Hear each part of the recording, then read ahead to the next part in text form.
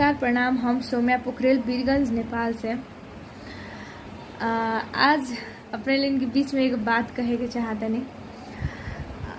सिर्फ हम खेसारी जी के फैन जितना बानी उ लोग से सिर्फ कहे के चाहतनी, कौन है पवन सिंह।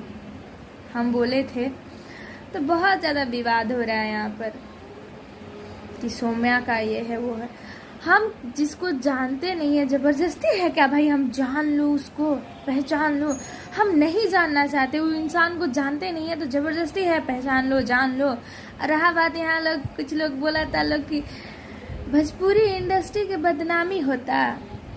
तहानी के 2 साल पहले से मसूरी लाल कहता रहा, लेकिन अपने भोजपुरी इंडस्ट्री के सुपरस्टार से ट्रेंडिंग स्टार के तो भोजपुरी के इज्जत तो मेरा नहीं खे जात।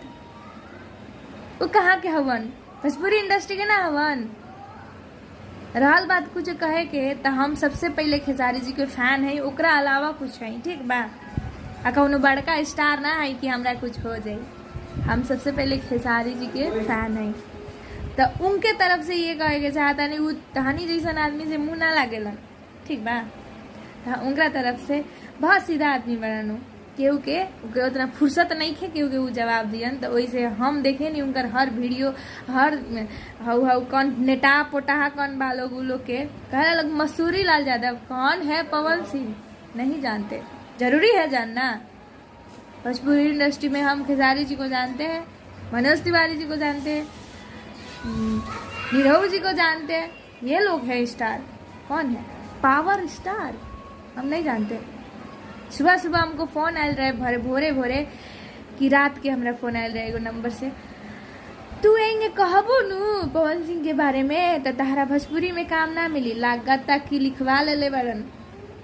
रहल बात जगरा काम देवे के बा ओकरा कोनो मतलबे नहीं है, तहरा से काम करे के बा नहीं खे।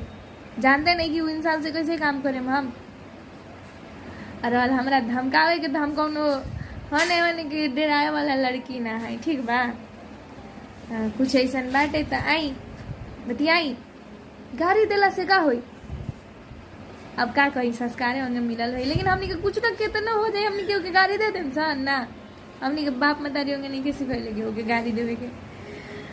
हम सिर्फ इहे कहें कि हम कह देनी है कि कौन है पवन सिंह तब हल्का मच गल बा। का है कैसे तो सौम्या पोखरेल के सब लोग जानत रहे तो अब तंगा प्रचलित आदमी मतलब